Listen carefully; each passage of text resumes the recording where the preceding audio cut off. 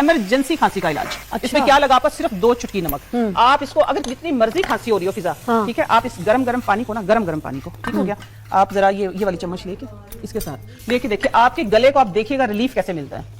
टोटके को आप हमेशा टोटके के तरीके से ही इस्तेमाल किया करें, ठीक है। टोटका जो होता है, मैं इसको फर्स्ट एड बोलती हूँ, असल में हिकमत टोटके के अंदर ही है। ये लेखें, 2 चुटकी जो नमक है वो तवे पे डाल दिया, 2 चुटकी नमक डाल दिया। जब वो सही गर्म हो गया तो उसके अंदर हमने पानी डाल दिया। उसको कहते हैं तवे का पानी, नमक का पानी नहीं कहते, उसको कहते हैं तवे का पानी। इमरजेंसी खांसी का इलाज।